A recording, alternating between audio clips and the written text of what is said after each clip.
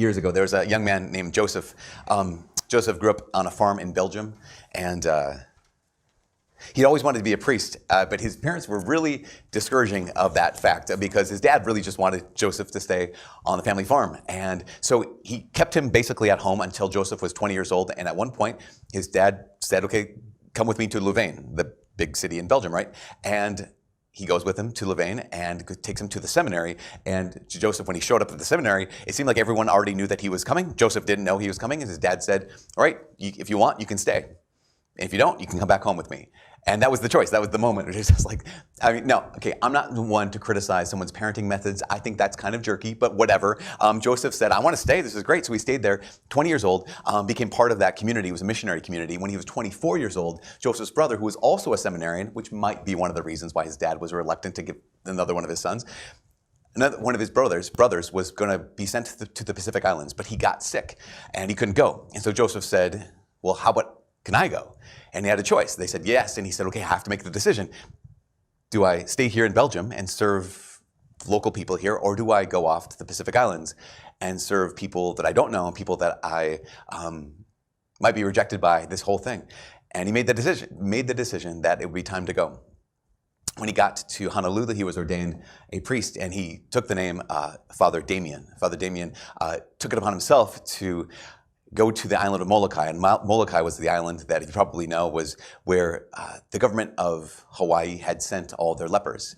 And it was a leper colony. And he would visit there back and forth until one day when he had to make another choice. I was just looking at this and thinking, like, here's Joseph's life, you know, Father Damien's life, where he was given all these choices. And looking back, in hindsight, there's some things he could know, but there's some things that he could never know. There's something, that's the thing for us. Like, we're in the 5th part of this series called Hindsight 2020. And one of the things we realize is when we look back with hindsight, there are some things that we can know. That was one of the questions, right? What if you knew then what you know now? But looking back, we also are realizing that there are some things that we could never know. Again, there's some things we can know. So when it comes time to make a decision, we should do these things like gather the data. You know, what do I need to know in order to make a wise decision, an intelligent decision, an informed decision? I can talk to people and ask them questions people who are wise. I can bring this to the Lord and actually pray about it. And I can also even just have that sense of knowing my own self and knowing my own history and make a wise decision. That's what we can know, but there are so many things in hindsight that we could never know. I don't know how many times I'll talk to people who are married and they look back and it's a happy anniversary, like they ask themselves this question. Or they just look and say, we had no idea. Like, we knew we wanted to marry each other, but we had no idea what would be in our lives. In fact, a bunch of years ago, we had a big ordination class here in the Diocese of Duluth. It was maybe the biggest, 6 or 7 people, something like that, 7 guys and 6 guys. And I remember going back into the sacristy before the ordination and just like, hey guys, you can do this kind of a thing. I remember asking one of the guys, I said, hey, you ready? And his response was the best. And he said something like, I said something, are you prepped? Are you prepared? And he said, well, I'm sufficiently prepared. Because he knew the truth, right? He's like, I've been going to school for this for 9 years. And I know all that they could tell me, but I also know that there is no way that I'm actually prepared for whatever is coming down the road. I love telling that story to our RCIA candidates, because a lot of times when people go into RCIA, and here we are, the last stretch as they hit Lent going into the Easter Vigil, some people say, like, Father, I don't know. I don't know everything about the Catholic Church. I'm like, well, me neither. Like, if they say, like, I don't know if I'm ready to go. And that big question is, are you sufficiently ready? Are you sufficiently ready, prepared to take that next step? Because while there's some things you can know, there are some things that we could never know. Again, some things even in hindsight that we could never have known. Remember where you were at this point last year. For a lot of us, we were preparing to go on a pilgrimage to the Holy Land with a bunch of our students. And I remember some friends getting genuinely mad at me and saying, you're still going on this pilgrimage? Like, don't you realize there's a virus? I'm like, yes, but I also saw CNN last night, and there was a doctor saying it's just like the flu. And it's one of those kind of situations where it's just, there's some things you couldn't know. We have to make decisions even though we don't know. I mean, think about how many times we have to make decisions where, even last year, do they lock down or do we not lock down? Do we wear masks or do we not wear masks? Because we want to save lives and prevent deaths from COVID, but we also don't want to destroy an economy. We also don't want to have people in isolation, have depression. We want to save lives, but in the process, are we going to destroy livelihoods? One of the things we realize that looking back in hindsight, there are some things we can know and some things we couldn't know. But one thing that hindsight reveals so powerfully to us is that every decision we make comes at a price. That's the case. Every choice we make comes with a cost. So whether we act or not act, whether we say something or stay silent, whether you love or don't love, even just the simple question of yes or no, do you want to do this thing? Yes or no. Every choice has a cost. Every decision comes at a price. I mean, even look at the first reading today, Leviticus chapter 13. It's all about skin diseases, right? So if you've been going through the Bible in a year, you've just had this a couple days ago where it's like boils and pustules and eruptions, and it's very appetizing. But what's happening here in Leviticus chapter 13 is there's leprosy, what might be modernly called Hansen's disease. What was on the island at Molokai that Father Damien went and spent time there, it was highly contagious. It was absolutely deadly. And so the Lord, through Moses and Aaron, had to make a decision, had to make a choice. And the choice was what we heard today. Okay, if you have leprosy, if you have this skin disease, you have to walk around with your garments rent, which doesn't mean you didn't own them. It just meant that they were torn. Oh, come on, you guys. That was so funny. Garments rented, whatever. It was way funnier. You have to have your garments rent, your head bare. You would have your beard muffled. You had to cry out, unclean, unclean. And this is the last thing. You'd have to dwell apart. In fact, the scripture says you have to make your abode outside the camp. So for the safety of others, the lepers are quarantined. And even though you don't know, even though you can't know who will get it, who won't get it, what is clear, what we've learned over the course of this last year in hindsight, every decision comes at a price. And every choice has a cost. And that is painful. Like that reality, not just our situation now, not just like here's 2020, here's COVID, those things. Not just our situation now, but this reality that every choice comes at a cost is painful for us. And I think maybe that's one of the reasons why so many of us spend so much of our energy trying to avoid the cost. So many of us spend so much time trying to avoid the risk or trying to avoid the danger. So what we might end up doing, and this might be you, but it might not be you, we might end up bubble wrapping our lives. We might end up like having the idea that we have to bubble wrap the world. And so we have the saying, be safety first. And I don't think that's a really good way to live. Obviously, we want to minimize risk. Obviously, we don't need to take unnecessary risks. Duh. But we can never eliminate risk. We want to minimize risk, but we can never eliminate risk. I was thinking about this because when I was back in fourth grade, my family took a trip to Disney World, and it was incredible. We had never been back. It was awesome. I was so excited. We were looking forward to this, I think, for years. And I remember on the last day of the trip, we were headed back to the airport, and somewhere along the road, we saw this amusement park off to the side of the highway. And this never happens for my family, but my dad was like, hey, let's just stop here. We're like, what? Okay. And so we had one more amusement park. Well, this place had just reopened and had been shut down for safety issues. And yet my parents thought this was still a good idea for us. The great thing we thought was that there were no lines because everyone else was more smart than us. And I remember getting on this roller coaster with a couple siblings, and it was the most janky, rickety, like I honestly thought we were gonna die. I don't even think, if my memory serves, there weren't even seats in this. It was like we got into this bucket, kind of thinking like Indiana Jones and the Temple of Doom, that coal bucket that they rode. I mean, that's how it was. We got up to the corners, and honestly, this crossed my heart. This is what happened. At the corners, when it would go around the corner, the bucket we were in would go up on one rail. Like we thought we would fly off. And not only did we think we were gonna die, but it seemed like the people who worked at the amusement park couldn't have cared less if we did. Like, yeah, this is us. This is the thing. It's safe enough for you guys. I mean, as an example, so you don't think like this, yeah, you were fourth grade. They also had a go-kart track. And the go-kart track not only had the fastest go-karts I've ever been on in my entire life. Like, okay, again, you were just in fourth grade. Everything would seem fast. You guys, they greased the corners of this go-kart track. So everyone who raced around here spun out multiple times, and that was like the point of their ride. Again, it was one of those kind of situations where it was massively different than Disney World. At Disney World, you have a sense of safety. At Disney World, like they think safety first, so you don't have to think at all. I'm thinking about this also because there's a guy named Mike Rowe. Mike Rowe was popular for dirty jobs and many other things. But he was speaking about this idea of like, what are the unintended consequences of living in a world where we all think safety first? And one of the things he pointed out is, he said, we have this thing in us called risk equilibrium. What risk equilibrium is that when we introduce like protocols or we introduce safety measures into our lives, our behaviors change. And he gives some examples. He says, studies have shown that when people wear seatbelts, they drive faster. They have a sense of safety, so they're more risky. That when people on motorcycles are wearing helmets, they corner faster. That the most dangerous intersections in the world are the ones that have the most safety protocols, the most safety features, the most lights. Because why? You just look up, and if that little man says it's time to walk, you think it's safe to walk. So you just look for the little man to tell you when to go instead of looking for cars to know when not to go. And so it's one of those things where we forget that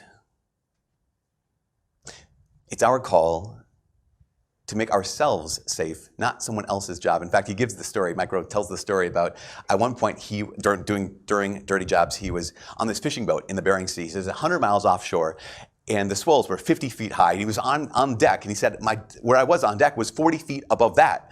And at one point, the place was just going nuts. It was up and down. Everyone's doing their work. And he went up into the captain's area, and he said, "Captain, OSHA?" And the captain looked out the window and said, "Ocean?" He said, No, OSHA. He says, "Is this safe to be out here?"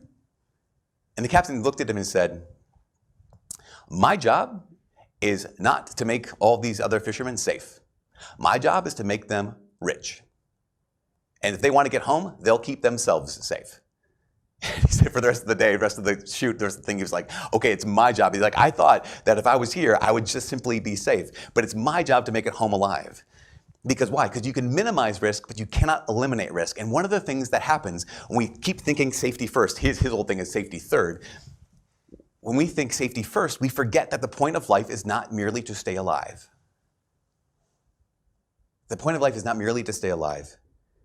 And we can bring this idea of self-protection and safety first and aversion to risk into areas of life where it doesn't belong. I think maybe on a fishing boat, there's some room for safety. I think maybe at an amusement park, there's some room for safety. But we take this aversion to risk and the safety first mentality and the self-protection into areas it doesn't belong, like love. Happy Valentine's Day. We had the reading from the book of Leviticus today. But this idea is that we can bring this this idea of self-protection into love where it doesn't belong. Now, obviously, caveat. I'm all about couples being wise when it comes to who they enter into relationships with. There are things that you can know about relationships. There are things you should pay attention to. There are such a things as red flags. There are deal breakers are real. But to love at all is to risk. But to love at all is going to risk. In fact, one of my favorite friends, my best friends, C.S. Lewis. C.S. Lewis wrote about this one point. I just love this quote. I've quoted it so many times but it's so powerful. He says this. He says, "To love at all is to be vulnerable." He says, "Love anything and your heart will be wrung and possibly broken. If you want to make sure of keeping it intact, you must give it to no one, not even to an animal. Wrap it carefully around with hobbies and little luxuries. Avoid all entanglements. Lock it up safe in the casket or coffin of your selfishness. But in that casket, safe, dark, motionless, airless, it will change. It will not be broken. It will become unbreakable, impenetrable, irredeemable. To love is to be vulnerable." And that's one of the things that hindsight teaches us. Every decision has a price. And the decision to love has a price. The gospel today, it reveals this so powerfully. You know the story. Here is a man who's living like Leviticus chapter 13. He has to dwell outside the camp. He has to wear his hair uncovered. He has to have his beard ruffled. He has to stay unclean. He cannot be with other people. And what does he do? He comes up to Jesus and he says, "Jesus, if you want to, you can make me clean." Which in so many ways is him saying, Jesus, if you love me, will you do this one thing for me? Jesus says, "I do will it, be made clean." I don't know if you've ever noticed this in the story, that by the end of the story, the leper ends up where Jesus started. The leper ends up back with the people. The leper ends up back with his family. The leper ends up back with community. The leper ends up reconciled. And Jesus ends up in a story where the leper started. It says that because of this, Jesus couldn't enter the city anymore. But he had to dwell in deserted places. What did he have to do? He had to dwell apart, making his abode outside the camp. If you love me, you'll do this thing for me. What thing? Not just make me whole. Change places with me. That's what Jesus did. Like this, in fact, in some ways, this is the logic of love. If you love me, you'll trade places with me. Remember what Jesus says to the leper. He says, show yourself to the priests and do what Moses prescribed. Now again, if you've gone through the Bible in a year, you know in Leviticus chapter 14 what Moses prescribed. If you've been free of leprosy, or been free of these skin diseases, what you would do is you take 2 birds, like turtle doves, young pigeons, whatever they are, and you bring them to the priest. And what he would do is remarkable. What the priest would do is he'd take both those pigeons, both those turtle doves, both those birds, and he would sacrifice one and set the other one free. Like this is the crazy logic of love. That one gets sacrificed and the other gets set free. And this is actually, if this doesn't sum up the mission of Jesus, I do not know what is. Because here in the gospel, Jesus is basically saying to this man, okay, you get reconciled and I get isolated. You get reunited and I get rejected, which is the mission of Jesus at the cross. He says, okay, you get life and I'll take death. That's why I think there's this question, can this Jesus be the Lord of your life is so important. Because saying no to that question, because saying no to the question of can Jesus be the Lord of your life, can Jesus take your place, to say no to that means you get to live however you want. An entire life of license that means absolutely nothing because it has no permanent value.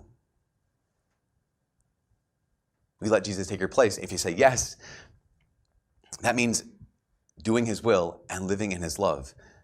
And it's an entire life of loving obedience that echoes throughout eternity. Because every choice comes at a price. Every decision comes at a cost. This is the last thing. Father Damien, he would travel from Honolulu to Molokai to serve the lepers who were isolated, who were quarantined, who were rejected. And at one point, his bishop gave him a choice, and that choice was either you stay there forever or you leave from there forever. Either you go there and stay, or you leave there and never go back. And there's some things you just can't know. There's some things looking back even you just can't know.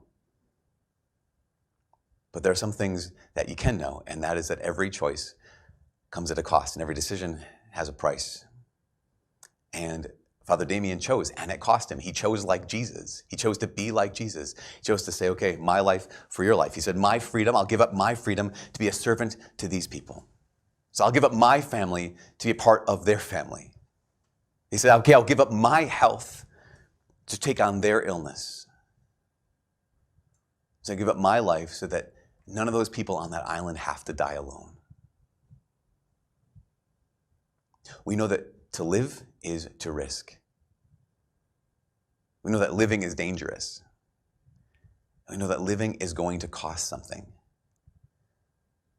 But if there's anything that hindsight teaches us, it is that every decision comes with a price. And every choice has a cost. And there are some choices that are absolutely worth the price.